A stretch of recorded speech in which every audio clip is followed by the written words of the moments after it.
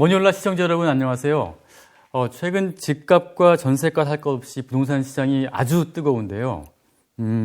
특히 이런 추세가 지속될지 아니면은 하락세로 전환될지 또 무주택자분들은 지금 집을 사야 될지 아니면 떨어질 때까지 좀 기다려야 되는지 굉장히 좀 많이 헷갈려 하시는 분 같은데요. 여러분들의 궁금증을 풀어드리기 위해서 20년 넘게 이 부동산 시장을 쭉 관찰해온 전문가를 모셨습니다. 부와 지식의 배움터 심현강 대표님 나오셨습니다. 안녕하세요. 네, 안녕하세요.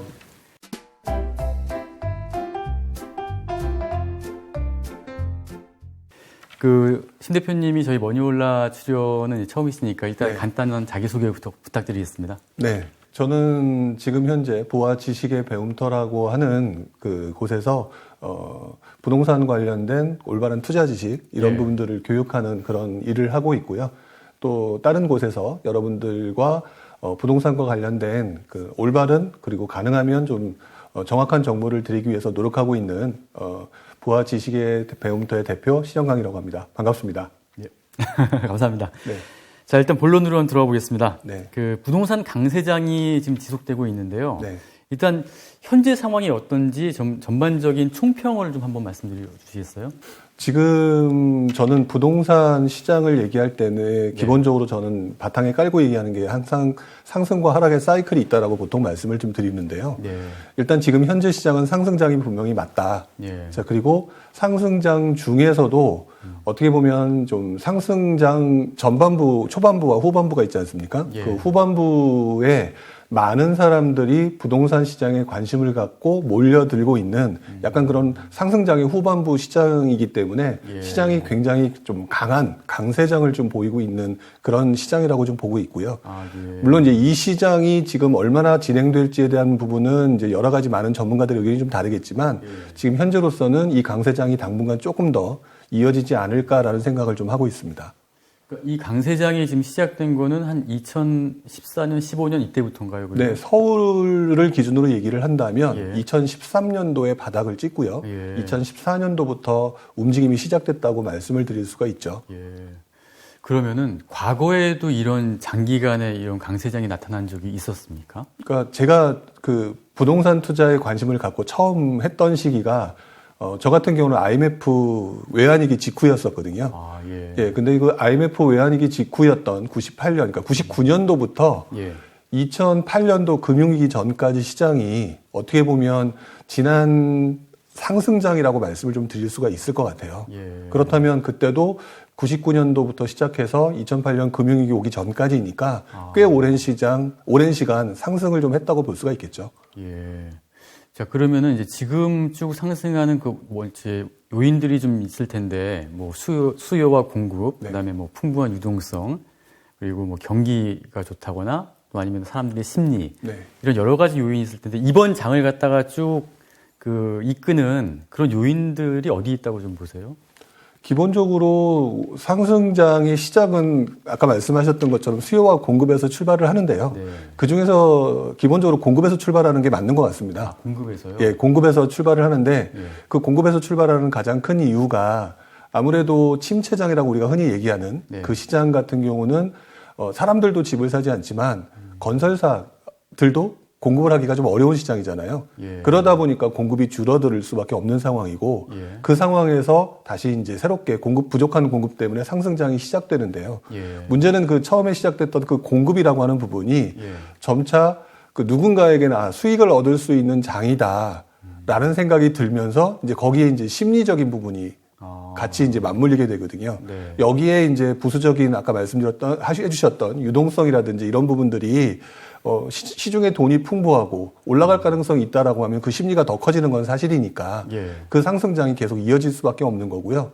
어떻게 보면 지금 현재의 모습은 그 공급 부족 때부터 시작됐던 모습이 지금 현재도 많은 사람들한테 아직도 서울이나 수도권 같은 경우는 공급이 부족하다라고 하는 어떤 분위기가 팽배해 있는 가운데이다 보니까 이 심리가 지금 꺾이지를 않고 있는 거라고 보면 될 것 같습니다. 그런데 이제 제가 통계치를 보니까 서울이라든가 경기도 쪽의 아파트 공급이 그때 2015년, 16년, 17년 이때는 나름대로 이렇게 충분히 공급이 됐었는데요. 왜 그때부터 공급이 왜 부족한 독특한 현상이 나타났을까요? 그냥 단순히 이제 숫자로 얘기하게 되면 공급이 몇만 호, 몇십만 호, 뭐 이렇게 얘기를 하지 않습니까? 네. 근데 부동산 시장이 가장 어려운 부분이 그렇게 더하기 빼기로 계산이 되는 시장이 아니라는 게 가장 큰 문제거든요.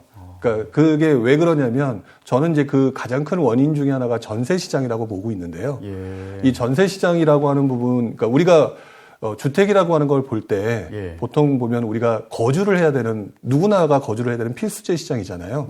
그 필수재 시장이다 보니까 아까 말씀드렸던 침체장이라든지 이렇게 되면은 집을 사지 않으니까 전세 가격이 올라가요. 그렇죠.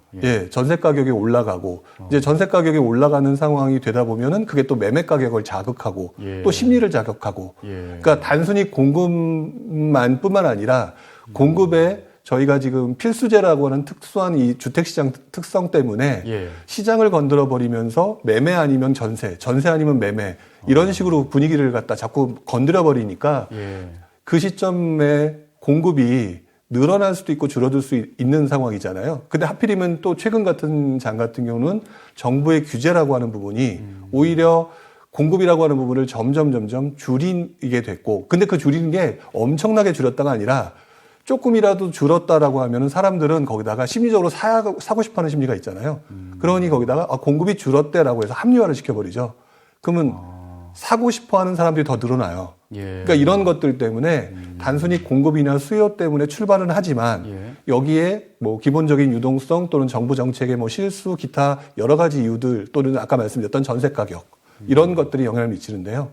최근 전세 가격이 움직인다 이런 얘기도 나오는 것처럼 이런 것들이 결국 매매를 하고 싶어 하는 사람들의 숫자를 더욱 늘리는, 그러니까 가격이 올라갈 수밖에 없는 이런 현상들을 만들어내는 것이죠.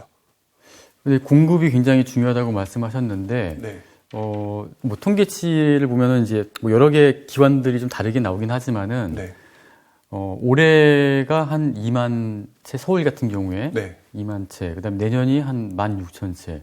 내후년부터는 계속 또 어떻게 오르게 되나요? 오르게끔 하려고 지금 정부가 노력하고 있는 건 맞는 것 같은데요. 어떻게 보시기에 좀 어떻게 공급 물량이 적절하게 공급되는 시점이 언제부터라고 좀 보세요? 일단 3기 신도시라고 하는 부분을 지금 정부가 공급을 좀 많이 하려고 하고 있는데, 물론 서울은 아닙니다만 그 물량 자체가 어쨌든 많은 숫자이기 때문에 그 물량이 실제 공급되겠다라고는 착공이 들어간 다음에는 당연히 그 숫자가 3년 후에 이제 입주 물량으로 나올 테니까 명확해지겠죠. 근데 지금 현재로서는 3기 신도시를 가장 많이 이제 어필을 하고 있는 시장이긴 하지만 3기 신도시가 아직 보상이 끝나거나 이런 상황도 아니거든요. 아직 보상도 안 된 단계인가요? 네, 뭐 보상이 일부 된 곳도 있고요. 또는 이제 보상이 뭐 올 연말이라고 하는 곳도 있고요. 이제 이러다 보면 뭐 보상되고 난 다음에 다시 또 이제 거기서 그 지역을 또 뭐 인수를 했으니 또 이제 각종 구획 정리도 해야 되잖아요. 뭐 그렇게 하고 난 다음에 다시 거기서 이제 건물을 이제 착공을 하게 되면 그때부터 3년인데 그러니 지금 현재로서는 실물이 보이지 않는다는 것, 이것들이 이제 사람들한테 정부가 공급을 굉장히 많이 늘린다라고 하는 그 말은 알겠으나 실체가 없다. 약간 이런 부분이 사람들로 하여금 심리적으로 조급하게 만들고 집을 더 사게끔 만들고 관심을 갖게 만드는 그런 부분이 나타난다고 저는 지금 보고 있습니다. 그 좀 이번에 나타나는 좀 특이한 현상이 30대 매수세가 굉장히 많은 것 같거든요. 이렇게 통계치 비중을 봐도 20, 30대 비중이 전체 중에서 상당한 비중을 차지하고 있던데 자기 자산에 맞게 사는 걸까요? 아니면은 과도하게 진짜 연끌까지 해서 빚을 내서 사는 경우가 많은 건가요? 어떻게 좀 보십니까? 저는 30대라면 어떻게 보면 이제 사회에 나와서 또는 이제 결혼을 해서 가정을 꾸리고 이런 분들이기 때문에 지금 현재 상황에서 물론 조급해 하시는 것 같기는 해요. 근데 연끌이라고 하는 부분을 조금 조심해야 될 그 세대가 저는 30대이지 않을까라고 생각을 하고 있습니다. 왜 그러냐면 어쨌든 지금 현재 누가 봐도 부동산 시장이 바로 몇 년 전보다는 굉장히 더 많이 오른 시장이잖아요.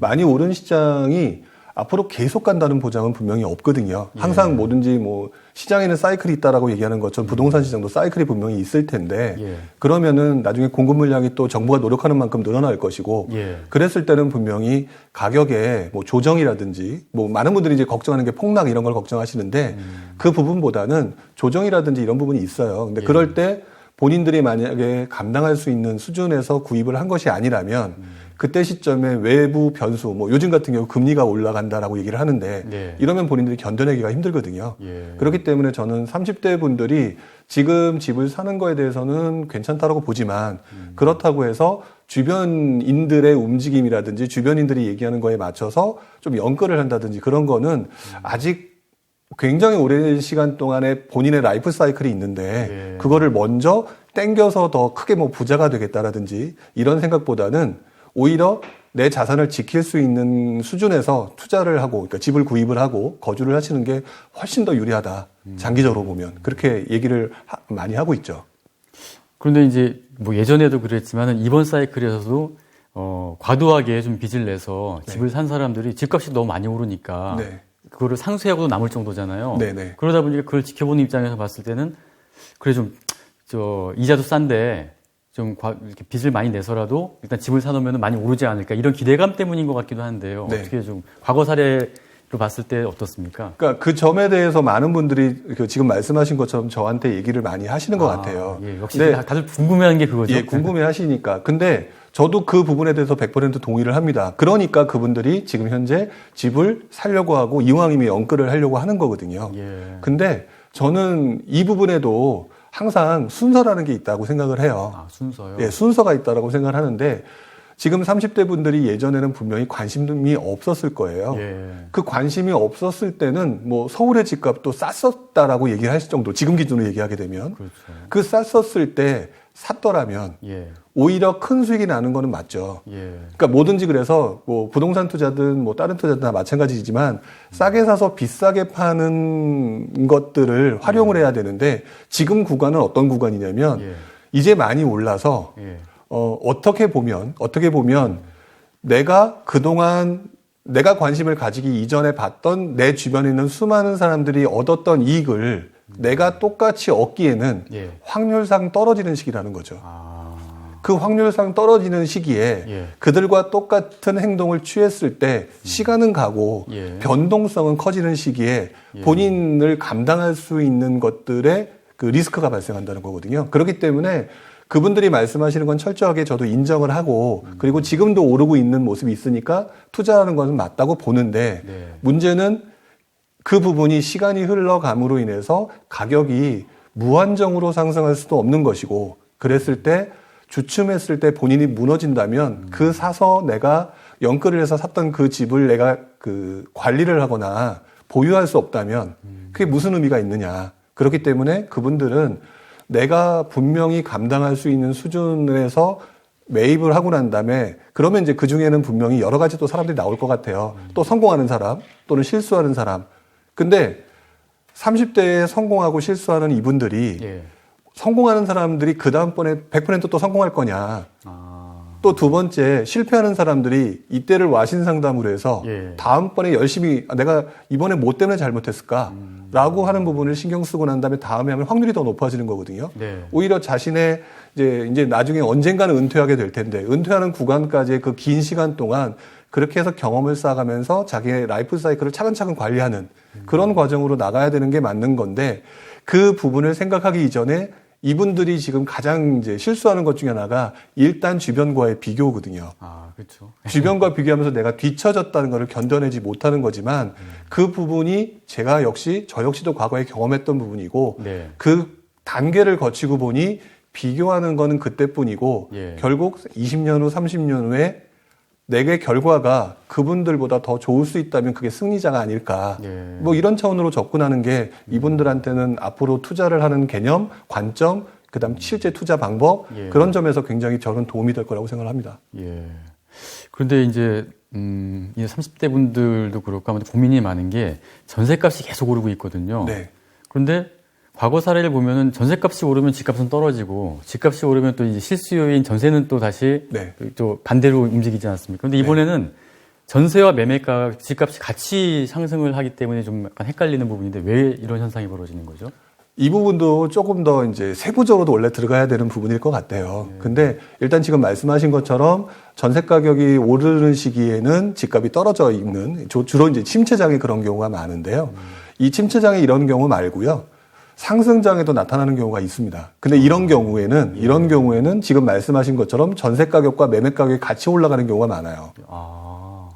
예를 들면은 지난 2006년 같은 경우가 2006년부터 2007년, 8년까지가 그런 현상이 나타났었는데요.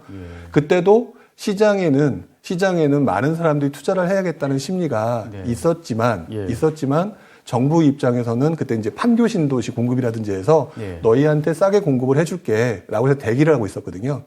대기를 하고 있는 상황이니까 공급에 대한 기대 심리 때문에 전세 시장에 머무는 사람들이 늘었고 당시 또 그때도 집값이 오르니까 규제가 심했잖아요. 그때 버블세븐 막 그때였죠. 그러니까 규제가 심하니까 또 건설사들도 집을 이렇게 쉽사리 짓기가 어려운 시장이 되다 보니까 약간의 공급이 감소하는 모습이 있었어요. 그러니까 공급은 감소하고, 그러니까 아주 많이는 아니더라도 약간의 공급은 감소, 여기에 기대 심리로 전세 시장에 머무는 사람들, 자, 이런 사람들이 나타났는데 그 상황이 지금도 비슷한 거죠. 근데 이제 이분들이 문제는 그래서 기다리는데 그 다음에 이제 문제가 되는 게 이 부분인 것 같습니다. 가장 큰 문제가 기다렸다면 내가 당첨돼서 수익을 낼 수 있는 굉장히 싼 주택을 구입해야 되잖아요.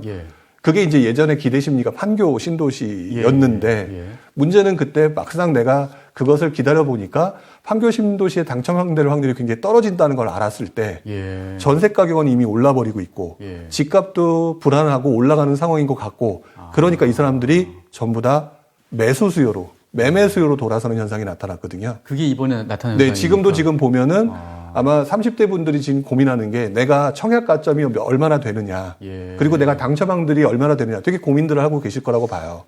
그러다 보니까 근데 확인해 보니까 나는 가능성이 없어라고 했을 때는 이분들은 그 다음에는 지금이라도 늦기 전에 그러면 원래 나도 신축 좋아하는데 구축이라도 사야 되나?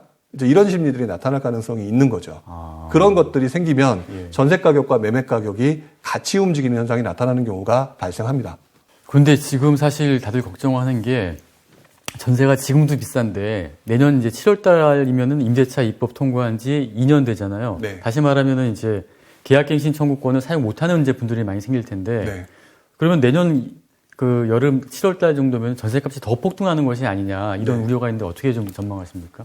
저도 이거는 어떻게 보면 맞는 말이지 않을까라고 생각을 합니다, 솔직히. 그러니까, 물론 이제 많은 분들이 이 내용을 보시면서 아니다라고 얘기하는 것들을 듣고 싶으시겠지만, 이거는 철저하게 시장의 원리에 의해서 움직인다라고 저는 보거든요. 근데 결국 이 전세 물건들을 내주는 사람들이 결국, 집주인들이거든요. 근데 집주인들한테 이미 허들이 걸려 있었잖아요. 5% 인상이라는. 그렇죠. 5% 인상이라고 하는 부분이 요즘같이 전세 가격이 오르는 시기에 5%라고 하는 거는 좀 나쁘게 표현하면 자신의 자유를 속박한 거나 다름이 없죠. 근데 그 자신의 자유를 다시 한번 이제 할 수 있는 시기가 2년 후에 돌아온다면 이분들이 과연 어떻게 행동할까라고 하는 부분을 냉정하게 생각해 보면 4년 동안 오르지 못할 테니 제대로 오르지 못할 테니 그만큼 전세 가격을 올려볼까? 물론 이제 전세가 부족하다는 가정하에서 말씀을 드려야 되는 건데 그러면 전세 가격이 부족하면 예를 들어서 뭐 한 5억 원에 내놓을 수 있는 물건들을 한번 6억 원에 내놓아볼까? 분위기가 괜찮으니까 한 6억 5천에 내놔볼까? 7억에 내놔볼까? 근데 이걸 받아주는 사람이 있으면 계속 올리게 되겠죠. 이게 심리적으로 그런 현상이 나타날 거기 때문에 어떻게 보면 저는 지금 현재 시장이 이미 구분이 됐다고 봐요. 2년 경과돼서 5% 인상한 집과 그렇지 않은 집의 지금 전세 가격 차이가 심하게 나타나고 있고요. 그렇게 되면 제가 볼 때는 5%밖에 올린 사람도 옆에서 충분히 올렸던 그 사람들의 전세 가격을 보면서 2년 후에 나는 얼마를 올려야지라고 하는 생각을 분명히 가지고 있을 거라는 거죠. 그래서 오히려 임대차 3법의 5% 인상 요인이 까딱 잘못하면 물론 이제 아까 말씀드렸던 공급적인 요인이 많아지면 그런 게 통용되지 않겠지만 계속 부족한 상태가 계속 이어진다면 당분간은 5% 이상의 일반 그 전세 가격 수준으로 더 올려야 되겠다라는 사람들이 많아지면서 사실 이분들이 지금 팔지도 못하잖아요. 다주택자들 같은 경우는. 그러니까 그런 식으로 해소를 할 가능성이 많다라고 보기 때문에 말씀하신 것처럼 전세 가격 상승의 가능성이 조금 더 높다라고 저는 보고 있어요. 내가 살고 싶어하는 집을 사려고 했을 때 그 집을 대출을 받지 못한다라고 예. 하면 그 집을 살 수 없는 거니까 결국 이분들이 어떤 행동을 취하겠죠. 그러면 나는 어떻게 해야 되지? 그랬을 때는 단기적으로 조춤조춤하면서